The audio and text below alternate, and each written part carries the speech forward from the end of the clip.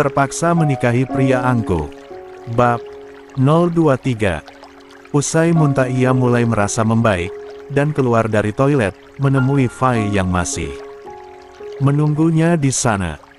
"Thanks ya Fai, udah bantuin gue, BTW lo mau kemana jam segini?"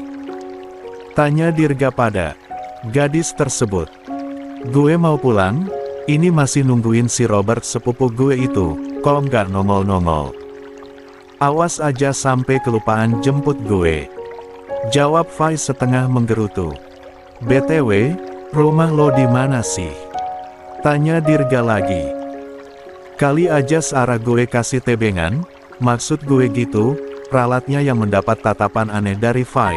Pasalnya Dirga itu tidak memiliki hubungan yang baik dengan Sarah and the geng termasuk dirinya. "Oh gitu, gue tinggal di Jalan Delima," jawab Fai. "Ya udah ayo bareng gue, searah sama gue tinggal di Jalan Belimbing, 3 blok. Sebelum tempat tinggal tuh kan, entar gue anterin lo dulu, baru gue balik," ujar Dirga. Fai tampak berpikir sejenak sebelum kemudian mengangguk mengiyakan ajakan Dirga.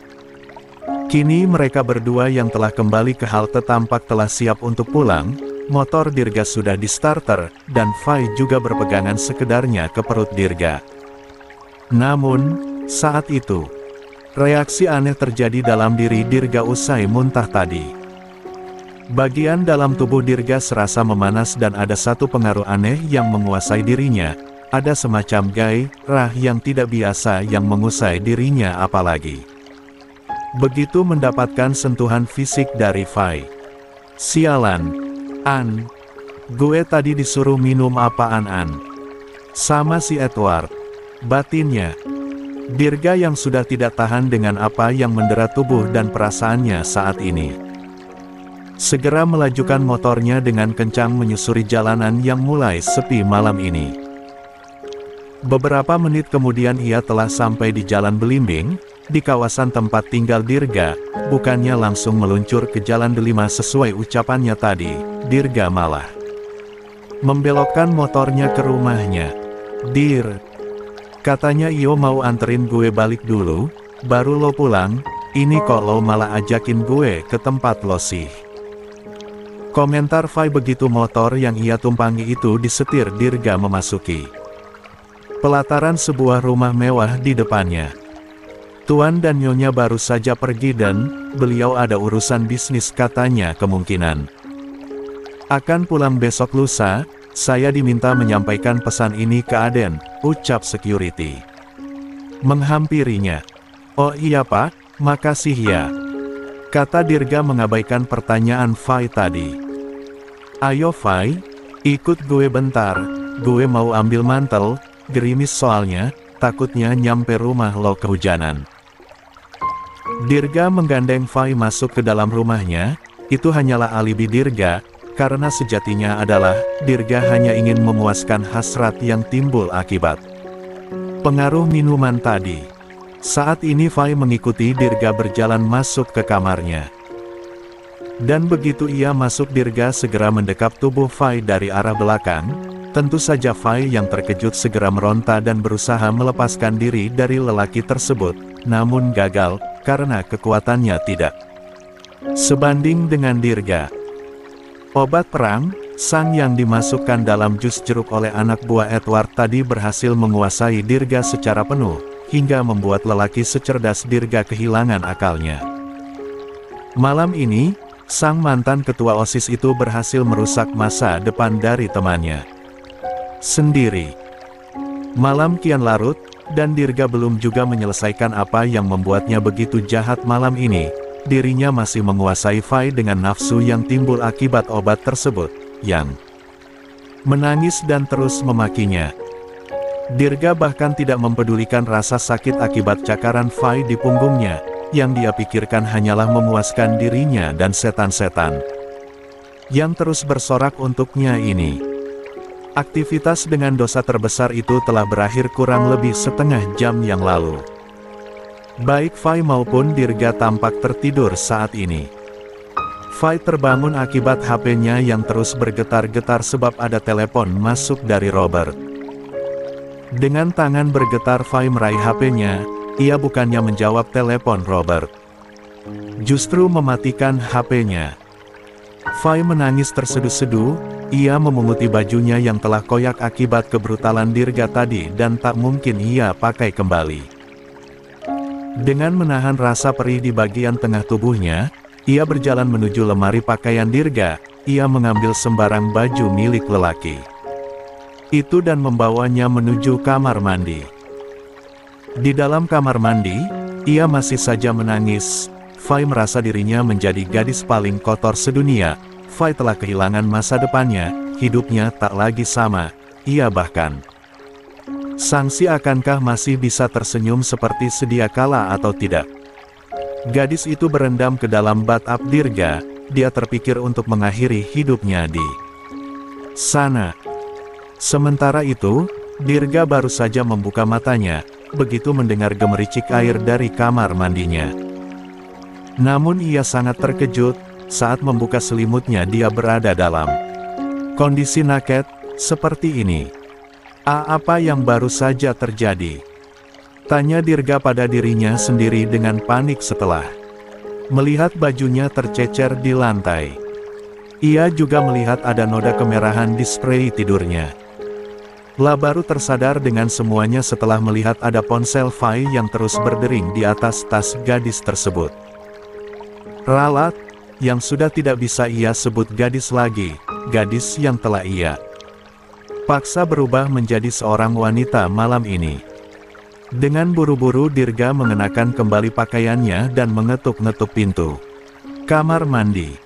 Fai, tolong bukain pintunya, gue minta maaf, ucap Dirga dengan nada suaranya yang bergetar.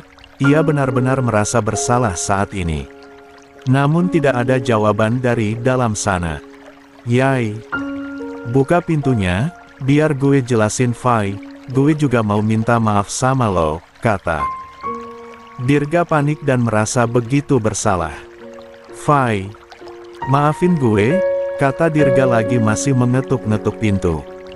Perlahan pintu terbuka, dan menampakkan gadis yang baru saja ia rusak masa depannya itu di hadapannya, tatapan matanya kosong, kelopak matanya juga membengkak. Ya Fai maafin gue, ucap Dirga berusaha meraih tangan perempuan di depannya ini. Namun dengan tanpa kekuatan, Fai menghindari cekalan tangan Dirga.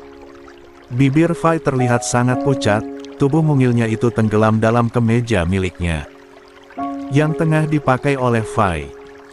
Yai gue minta maaf, ucapnya sekali lagi, dengan bibirnya yang bergetar. 1. Tamparan mendarat di pipinya begitu panas dan menyakitkan, namun memang dirinya pantas mendapatkannya. Perempuan itu berlalu dari kamar mandi, sebelum akhirnya berlalu juga dari kamarnya. Dan pulang sendiri berjalan kaki menuju rumahnya. Dirga mengutuk dirinya sendiri saat ini. Ia juga mengutuk kamarnya yang didesain kedap suara hingga penjaga rumahnya tidak mendengar apa-apa dari dalam kamarnya tadi. Karena hobinya yang menonton film melalui home theater di kamarnya ini, kedua orang tuanya mendesain kamar Dirga sedemikian rupa. Fai kini telah tiba di rumahnya dan segera menghambur dalam dekapan sang mama. Begitu pintu terbuka, tangisnya pecah membuat kedua orang tuanya yang segera tahu apa yang terjadi pada putrinya ini merasa begitu hancur berkeping-keping perasaannya. Robert yang baru saja datang mencarinya sedari tadi, tampak begitu geram melihat sepupunya telah dirampas kesuciannya seperti ini. Katakan Fai, katakan ke gue. Siapa yang lakuin ini ke lo? Biar gue bikin mati dial. Teriak Robert begitu emosional. Ini semua gara-gara lo, nggak segera datang jemput gue, ucap Fai lirih. Iya Fai, iya semuanya salah gue, emang gue salah, gue ketiduran tadi abis main game. Oke lo salahin gue sepuasnya tapi lo bilang, siapa yang lakuin ini ke lo? Tegas Robert. Fai yang masih terguncang secara fisik dan psikisnya jatuh pingsan di pelukan sang Mama. Pa, anak kita, ucap Mama Fai menangis sedih. Besok kita bawa ke rumah sakit, kita ajak visum, jika terbukti dia menjadi korban pelecehan seksual, kita bisa melaporkan kejadian ini ke kepolisian, ujar sang papa. Menenangkan istrinya. Sementara itu Dirga di dalam kamarnya, ia memandangi HP-nya, ia menatap deretan nomor dengan nama kontak Shera itu, gadis yang akan ia mintai tolong untuk menghancurkan hubungan Saka dan Sarah. Gue terlalu berambisi untuk membalas dendam, hingga tanpa sadar justru menjerumuskan gue sendiri ke dalam kubangan dosa yang tidak akan pernah termaafkan, gumamnya. Gara-gara ingin mendapatkan nomor ini, gue berakhir merusak masa depan Fai. Lanjutnya lagi. Setelah selesai mengirimkan pesan ke nomor tersebut, Dirga tampak bangkit dari ranjangnya. Ia lemparkan sendiri HP-nya ke atas nakas dan berjalan menuju kamar mandi. Dirga memunguti baju Fai di dalam sana, yang sudah terkoyak-koyak akibat ulahnya. Brengsek, lo Edward. Maki Dirga sambil meninju kaca kamar mandinya hingga pecah dan tangannya berdarah. Saka di dalam kamarnya tampak terbangun oleh sebuah telepon dari nomor tidak dikenal.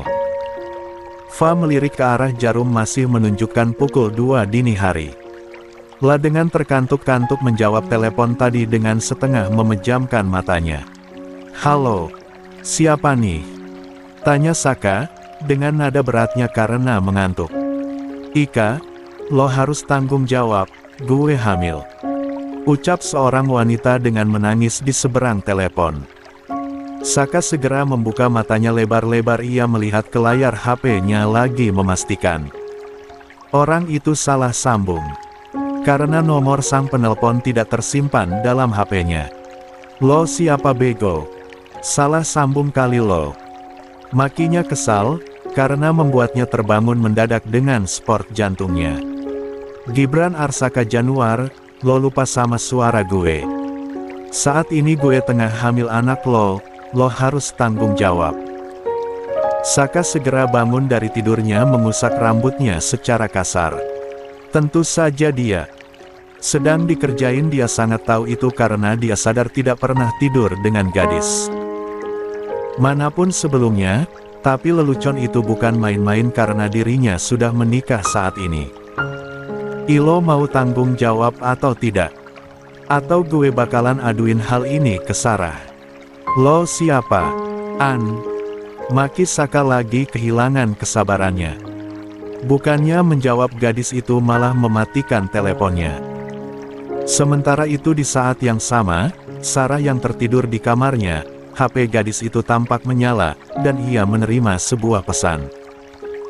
Lo harus tinggalin Saka, dia harus bertanggung jawab, gue saat ini mengandung anak biologis darinya. Ya benar, gadis penebar teror itu adalah Shera yang diminta Dirga untuk menghancurkan hubungan Saka dan Sarah tadi.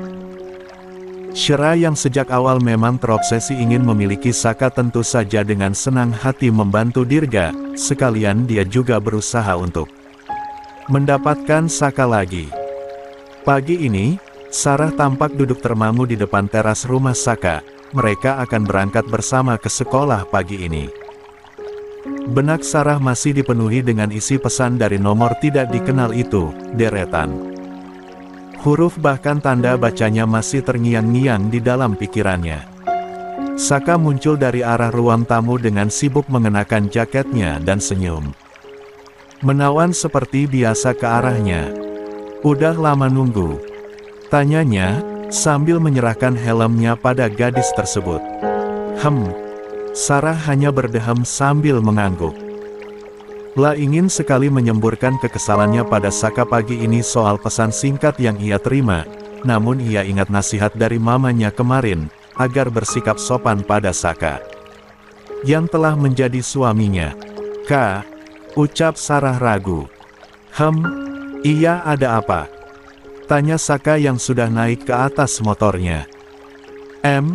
Enggak jadi deh, katanya mengurungkan niat untuk membahas tentang pesan itu.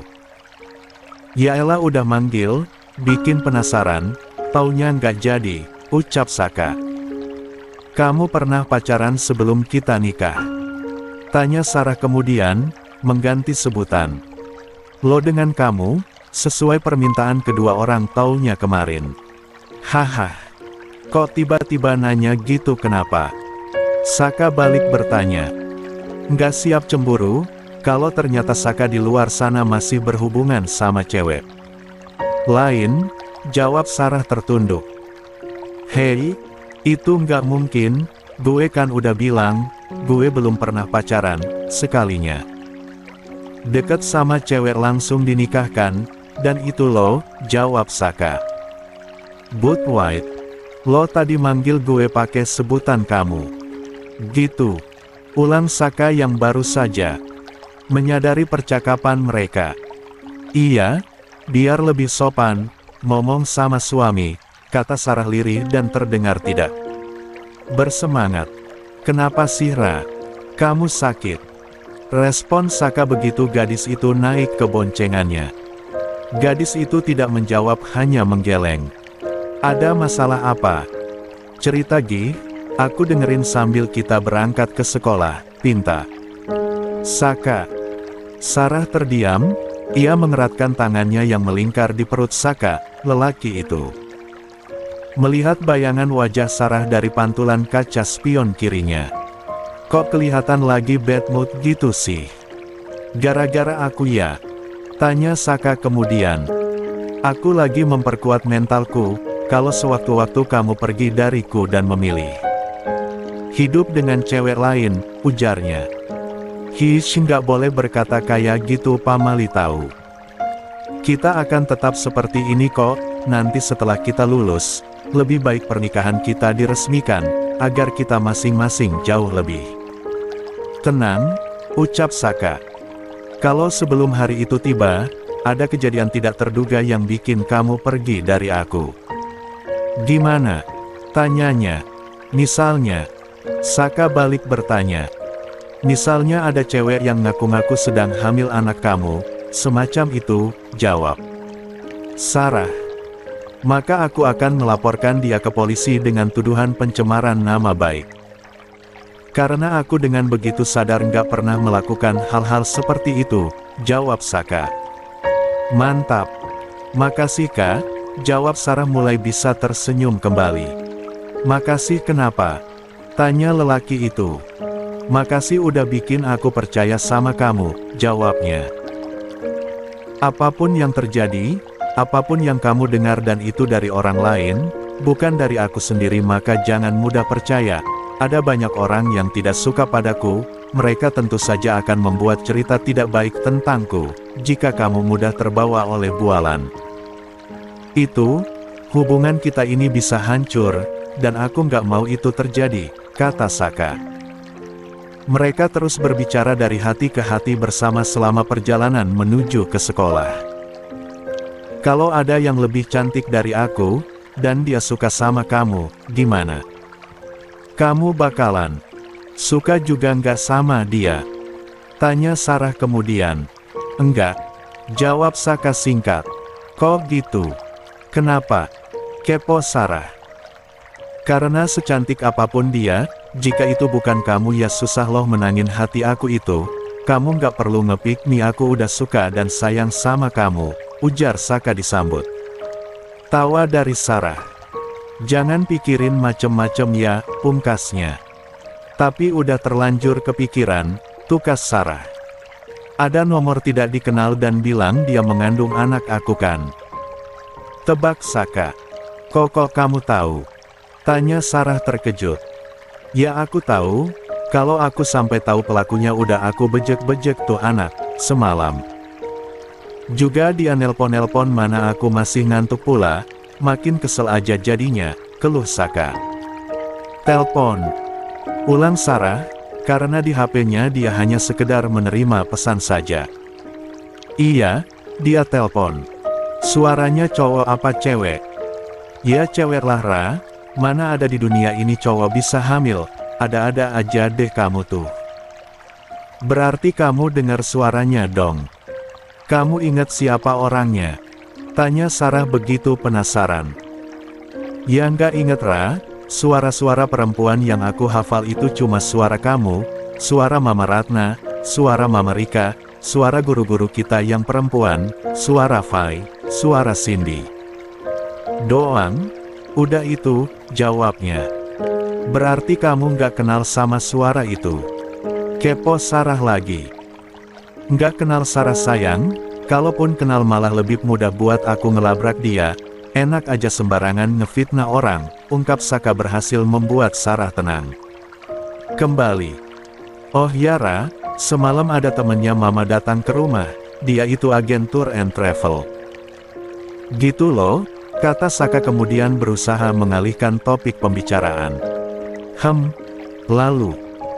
Ya aku dikasih kayak brosur-brosur itinerari gitu loh, dari berbagai tempat wisata domestik dan mancanegara. Kamu kalau nanti kita lulus mau aku ajak berlibur kemana? Tanya Saka. Ke Korea. Jawab Sarah cepat tanpa berpikir dan penuh semangat. Sudah kudugong. Komentar Saka. Kenapa? Nggak mau ya berlibur ke Korea? Tanya Sarah dengan nada sedih yang buat-buat. Mau sih mau, tapi aku kesal kalau berlibur ke sana, ujarnya. Kenapa? Korea kan negaranya juga indah dan berbudaya. Tanya Sarah penasaran. Soalnya ada banyak sainganku di sana, jawab Saka kesal. Hah maksudnya? Tanya Sarah. Itu aktor-aktor Korea dan penyanyinya bakalan bisa merebut perhatian kamu dari aku. Gerutunya. Lebih baik ke Jepang aja deh, protes Saka. Nggak mau. Tolak Sarah cepat. Kenapa? Tanya Saka dengan sedikit menahan tawanya. Di Jepang ceweknya seksi-seksi, entar kalau pada kepincut sama kamu aku yang repot. Gerutu Sarah, mereka berdua lantas tertawa bersama. Ya udah ke Malaysia aja, usul Sarah mengambil jalan tengah. Karena negara terdekat. Tanya Saka.